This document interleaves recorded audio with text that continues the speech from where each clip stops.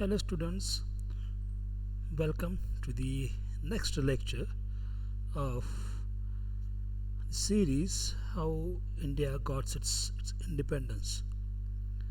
Now in previous two periods or lectures we have seen the rise of nationalism in India and the formation of the country level organization. If you want to know more about it, please scroll down to my previous videos, because in this video we are going to talk about the national movement or formation of Indian National Congress and its first phase. So this man, British civil servant, retired British civil servant, Alan Hume, came forward in the formation of Indian National Congress in 1885, and W.C. Bose was the first president of the Congress.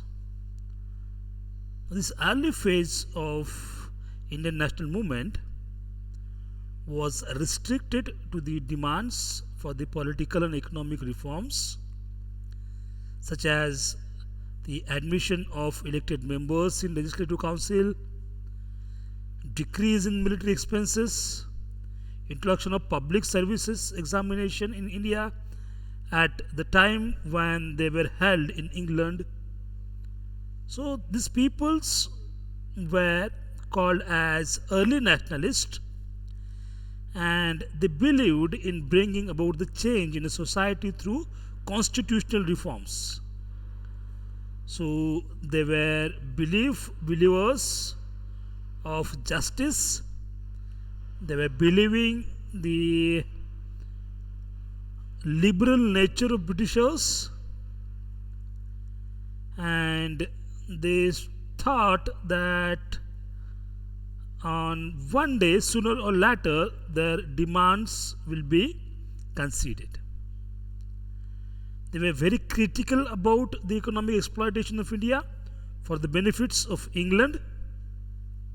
So this man, Dadabhai Naoroji, after a meticulous research, proposed a drain theory in which he proved how British policies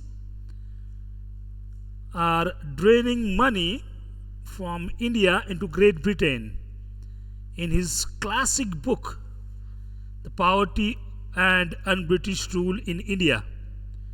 And he proved that the draining of India's wealth were on multiple fronts by the Britishers. And that's how the condition of Indian society was deteriorating day by day. Along early nationalists, this man, Ferocious Mehta, as he called, his name is Firoz Shah Mehta. He is called as the uncrowned king of Mumbai. He is father of Mumbai municipality, and he is also called as the Lion of Bombay. Another important leader was Gopal Krishna Gokhale, who happens to be mentor of Mohandas Karamchand Gandhi, to whom we call as a Bapu.